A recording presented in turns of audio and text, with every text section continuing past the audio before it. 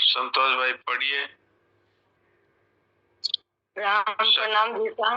दो पैरा पढ़ लिया है या तीसरा बाकी ऐसा है? 41 नंबर पत्र है जी जी जी। इसमें तीसरा पैरा बाकी है। राम प्रणाम जी साहब। मूक सत्संग में सब प्रकार के श्रम तथा आलस्य का अंत है। श्रम के अंत में विश्राम और आलस्य रहित होने में सजगता विद्यमान है। थकावट दूर करने के लिए बेहोशी स्वाभाविक है, पर बेहोशी का होश सजगता का प्रतीक है। चित्त का जड़ता में लय होना दोष है, पर चिन्मय जीवन में प्रवेश हो जाना निर्दोषता है।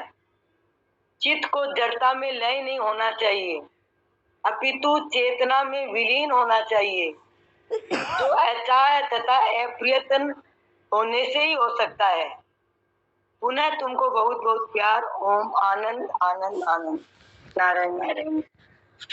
देखिए, इसमें मूक सत्संग की बात बताई है जो हम सत्संग के अंत में प्राय रोजाना मूक सत्संग करने की कोशिश करते हैं। तो ये बात क्या है, इसको ठीक से समझना चाहिए। मूक सत्संग में सब प्रकार के श्रम तथा आलस्य का अंत है। अब मूक सत्संग में क्या होता है, दो तरह की बाधाएं आती है।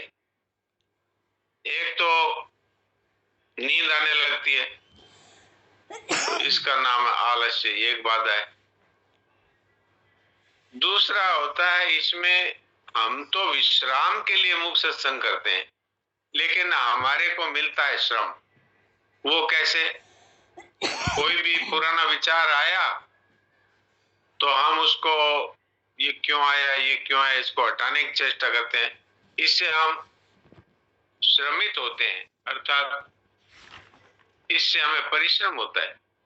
किसी चीज को हटाना चाहें तो परिश्रम है, किसी चीज को रखना चाहें तो भी परिश्रम है और प्रयत्न है। चाहे वो मानसिक प्रयत्न हो भले ही, पर वो है फिर भी प्रयत्न। ये क्यों आया, ये क्यों आया, ये क्यों आया, इसको हटाओ, इसको हटाओ, ये भी परिश्रम है। और ये बहुत अच्छा है, ये बना रहना चाहिए, ये भी श्रम है, क्योंकि न तो वो हमारे चाहने से बना रहेगा, न वो हमारे चाहने से मिटेगा। वो तो स्वतः ही उत्पन्न हुआ है, स्वतः ही मिट जाएगा। तो दो चीज मूक सत्संग में हमें मिलनी चाहिए, एक विश्राम और दूसरा चेतनता। आलस्य नहीं होना चाहिए, चेतनता होनी चाहिए। मूक सत्संग से तो हमारी स्थिति होती है चेतन परमात्मा में अथवा चेतन आत्मा में। तो चेतनता आनी चाहिए, न कि नींद अथवा आलस्य। तो ये दो विघ्न है मूक सत्संग के। श्रम के अंत में विश्राम और आलस्य रहित होने में सजगता। देखिए, श्रम के अंत में विश्राम कब मिलेगा? श्रम क्या है? जो भी हम कार्य करते हैं उसके अंत में स्वतः ही हमको विश्राम मिलना चाहिए। लेकिन हमारी स्थिति क्या है कि कार्य के अंत में हम कार्य के फल में उलझ जाते हैं। कोई भी कार्य करते हैं तो उसके फल की तरफ हमारी दृष्टि है। तो जब तक हम निष्काम नहीं होंगे, अर्थात सब प्रकार की इच्छाओं का त्याग नहीं करेंगे, तब तक मूक सत्संग सिद्ध नहीं होगा। मैंने कई बार ये बात कही है, मूक सत्संग रूपी भवन के नींव में 2 पत्थर डालना है जरूरी, उसी पे ये मूक सत्संग का भवन खड़ा होगा। वो 2 पत्थर है, ममता का त्याग और कामना का त्याग। अर्थात निर्ममता और निष्कामता। ये दो पत्थर अगर हम नींव में डालेंगे तो ही ये भवन खड़ा होगा। अब हम लोग क्या करते हैं कि मन में कामनाएं रखते हैं, ये होना चाहिए, ये नहीं होना चाहिए, ये होना चाहिए, ये नहीं होना चाहिए, इसका नाम है कामना। और ममता रखते हैं, आप कहेंगे कि नहीं हमने तो ममता छोड़ दी, तो फिर मन किसका है? मन को आप अपना मानते हैं तभी तो परेशान होते हैं कि मेरे मन में ये पुराना पाप याद आ गया, मेरे मन में ये बाद में जो काम करना है उसकी याद आ गई, मेरे मन में पुराना भोगा हुआ भोग याद आ गया। तो ये आपका मन कहां से हुआ? आपने ममता का त्याग कर दिया तो मन है वो संसार का है अथवा भगवान का है, हमारा मन से कोई संबंध नहीं। तो दूसरे के घर में यदि कोई प्रॉब्लम होती है तो आपको क्या तकलीफ हो रही है? मन आपका है ही नहीं, तो उसमें अच्छा विचार आए तो क्या और बुरा विचार आए तो क्या, आपको उसमें परेशान क्यों होना पड़ता है? क्यों कि आप कहते हैं मेरा मन। और इसको जब तक मेरा मानते रहेंगे तब तक ये कभी शुद्ध नहीं होगा, क्योंकि ममता तो खुद ही मल है। मेरा मानना ही खुद अपने आप में एक गंदगी है, गंदगी, ममता मल। तुलसीदास जी कहते हैं ममता मल जर जाए, ममता रूपी मल जल जाता है तब शुद्धि आती है। तो अब आप अपने ममता तो रखते हैं, मेरा मन शुद्ध नहीं है, मेरे मन में विचार आते हैं, या तो भूतकाल के विचार आते हैं या भविष्य में ये करना है ये नहीं करना है, इस तरह के विचार आते हैं। तो भूत और भविष्य के विचार आते हैं पर वो आप में नहीं पहुंचते, वो मन में ही है, मन बुद्धि तक ही रहते। अब मन और बुद्धि को आप अपना मानते हैं तो ममता कहाँ छोड़ी? तो पहले ममता रहित होना है और कामना रहित होना है, उसके बाद ही मूक सत्संग सिद्ध होगा। और नहीं तो फिर खाली मूक सत्संग के नाम पर आंखें बंद करके बैठे रहिए और विचारों से लड़ते रहिए। तो विचारों से लड़ाई करेंगे तो श्रम होगा, विश्राम तो नहीं मिलेगा। तो ये एक अटकल है, जिसको अटकल आ गई उसके मूक सत्संग सिद्ध हो जाता है, और जिसको अटकल नहीं आई उसके नहीं होगा। और अटकल में एकदम सरल बात है, दो, मेरा कुछ नहीं, मुझे कुछ नहीं चाहिए, ये दो पत्थर आप डाल दो नींव में, फिर ये भवन खड़ा हो जाएगा। न तो कोई फिर आपको श्रम होगा, न आपको नींद आलस्य आएगी, एकदम जागृत सुसुप्ति में रहेंगे।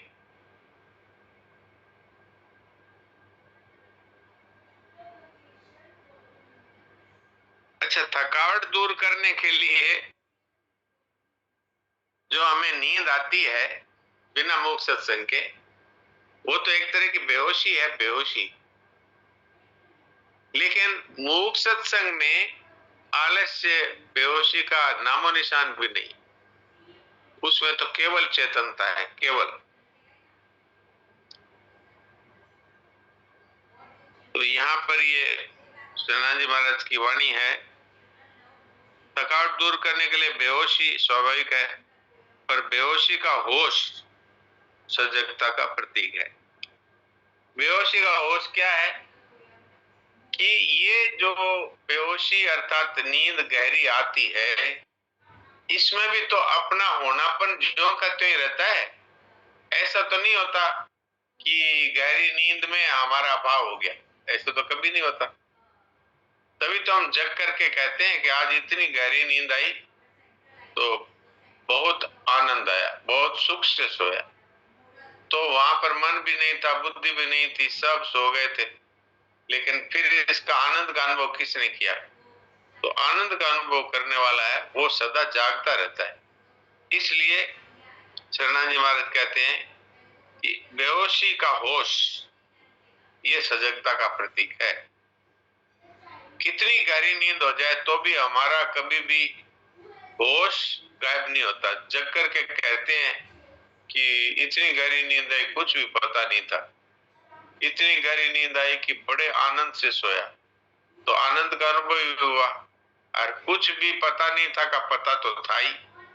तो इसलिए सजगता तो है जो कि त्यों, अर्थात अपना स्वरूप कभी नहीं सोता।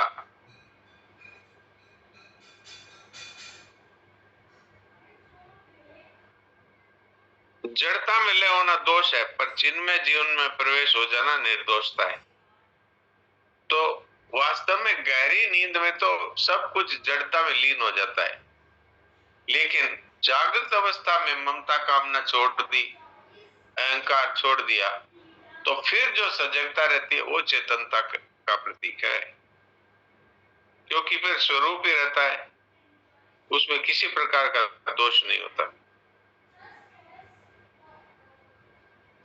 तो अपने आप को जड़ता में नहीं खोना चाहिए, अपितु चेतना में अपने आप को रहना चाहिए। अर्थात ममता कामना और अहंकार का नाश होने पर केवल एक चिन्मय आत्मा रह जाता है, उसको स्वरूप कहते हैं, आत्मा कहते हैं। और उसका उपाय है अचा होना और अप्रयत्न होना। अच्छा होने का मतलब है कब सब प्रकार की इच्छाओं का त्याग, अप्रयत्न होने का मतलब है कर्तृत्व अभिमान का त्याग, अर्थात अहंकार का त्याग। तो तीनों चीजों का त्याग इसमें बहुत जरूरी है।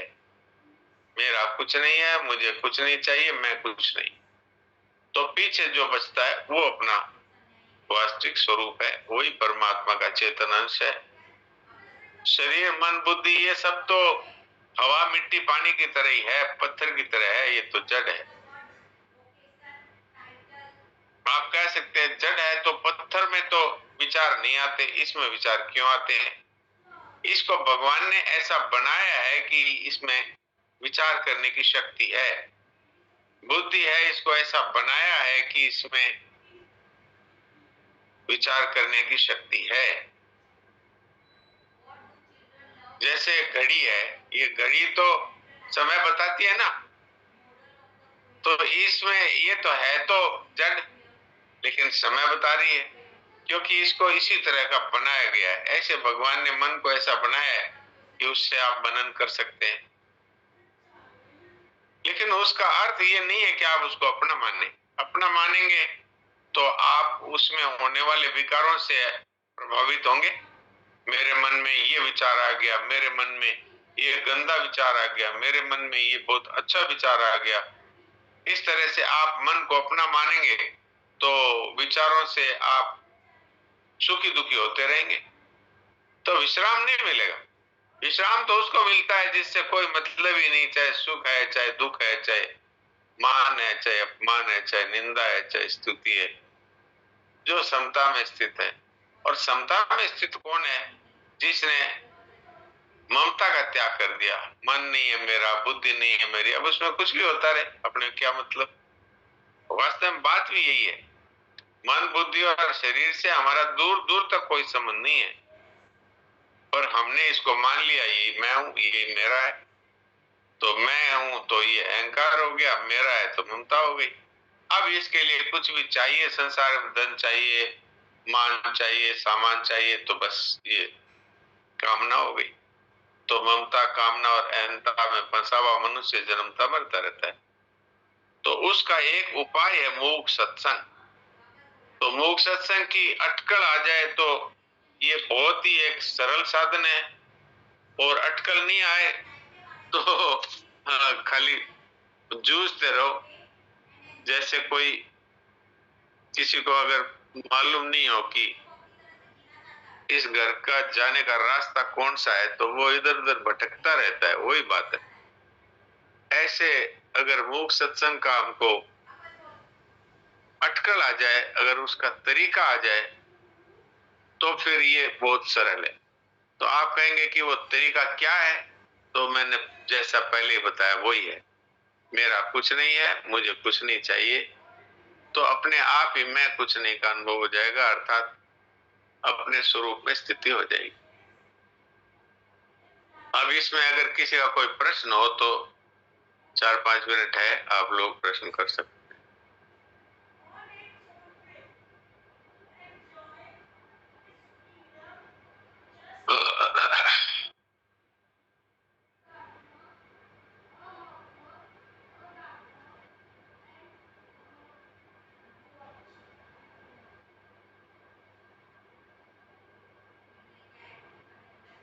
मिस्टर सुनील मैत्री और हरिओम जी ने हैंड रेज किया। अच्छा,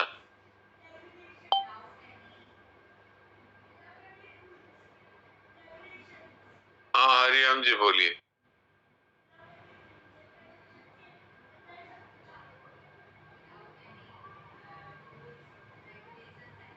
बोलिए। हाँ डॉक्टर साहब प्रणाम, सभी भाई बहनों को प्रणाम। प्रणाम। डॉक्टर साहब ये साधन चतुष्टय जो कहते हैं मन बुद्धि चित्त अहंकार, तो यहाँ चित्त को लिया गया है अंतिम लाइन में कि चित्त को जड़ता में लय नहीं होना चाहिए, जबकि थकावट को दूर करने के लिए ये अपने आप ये चारों चले जाते हैं अपने कारण में, लेकिन हमारा इनसे संबंध तो तत्व से नहीं है, लेकिन हम क्यों घसीट के इनके साथ जुड़ते हैं छूटते हैं, इस पर थोड़ा सा प्रकाश डालिए। ये तो खुद से पूछना चाहिए कि जो चीज हमारी नहीं है उसको हम अपना क्यों मानते हैं। जिस चीज पर हमारा नियंत्रण नहीं है वो हमारी कैसे है।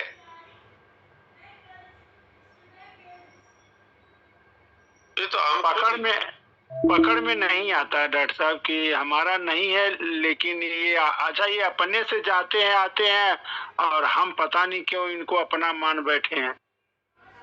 नहीं पता नहीं क्यों, ये तो हमारी मूर्खता है ना। आज ही हम कहते हैं मेरा नहीं है, तो फिर चाहे इसमें कुछ भी होता रहे अपने क्या है। जैसे मकान है, उस मकान को हमने किसी ब्राह्मण को दान दे दिया, अब उसमें कुछ भी होता रहे हमारे कोई फर्क पड़ता है क्या। एक गाय है। डॉक्टर साहब गलती क्या होती है ना, गलती क्या होती है, गलती होती है सारे शरीर के जितने मन बुद्धि चित्त हैं उनके साथ हम अपना संबंध ना मानते हैं ना होता भी नहीं, केवल अपनी कही जाने वाले शरीर के साथ मुसीबत है।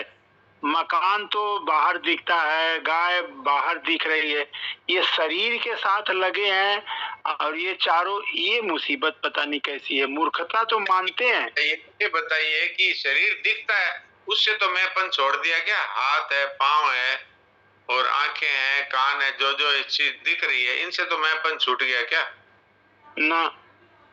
तो फिर आप दिखने से नहीं दिखने से कोई मतलब नहीं। हाँ जैसे जैसे हमारी एक प्रॉपर्टी अमेरिका में है वो तो नहीं दिख रही है, लेकिन हमने अपना मान लिया इसलिए वो हमारी है।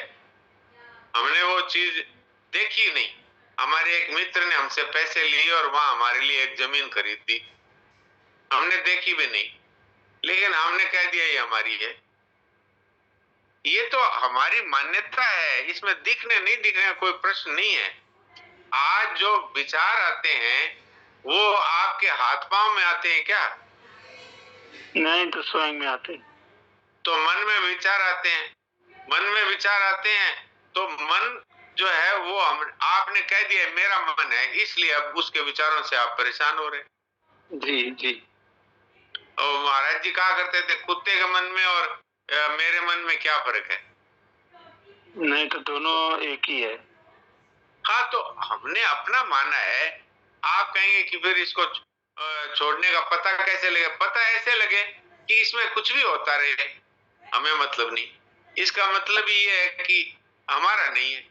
अभी आप एक सज्जन आए सनाजी महाराज के पास, मैं बड़ा पापी हूँ, मैं बड़ा पापी हूँ, मैंने बहुत पाप किए हैं।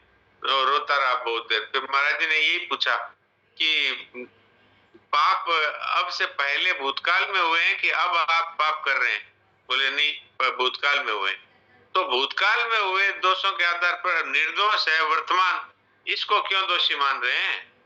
हाँ बिल्कुल। तो ऐसे ही जो मन में आप आज तक उसको मेरा मानते रहे, अब जब पता लग गया कि जैसे ये स्थूल शरीर हार्ड मास चमड़ी मेरी नहीं है, ऐसे ही ये मन बुद्धि जो भी है जो दिखते नहीं है पर है जरूर, तो वो है तो वो अपने नहीं है बस। अब उसमें चाहे गंदे विचार आए चाहे अच्छे विचार आए, हमारा उससे कोई लेना देना नहीं। इस बात को मनुष्य स्वीकार कर सकता है, कुत्ता नहीं कर सकता, बिल्ली नहीं कर सकती, कोई मच्छर इसको नहीं समझ सकता और मनुष्य नहीं समझ सकता। ये बात समझ में इसलिए नहीं आती है कि हम चाहे जिसको अपना मानते हैं, चाहे जिसको कह देते हैं आज से ये मेरा नहीं है, तो उसको मेरा नहीं मानते। ये हमारे अंदर है शक्ति। एक आदमी को हमने 20 वर्षों तक मित्रता रखी, फिर उसकी कोई बात हमको ऐसी दिख गई, जब पता लग गया अरे ये तो हमारा मित्र होने लायक ही नहीं है, और हमने उसी दिन उसको कह दिया भाई तुम्हारा हमारा कोई रिश्ता नहीं, तो उसके बाद वो मेरा दिखता है क्या, मित्र दिखता है क्या? बताइए हरिओम। बात समझ में आ रही है डॉक्टर साहब, वही तो का मामला फंस रहा है। तो का कोई मामला नहीं है, हमने इस बात को स्वीकार नहीं किया, नहीं तो चाहे भले कितना ही दोषी क्यों ना हो मन, हमारा नहीं है तो चाहे हो भले कितना दोषी। ठीक है, आज का समय इतना ही है, इस पे गंभीरता से प्रणाम डॉक्टर साहब, प्रणाम। प्रणाम।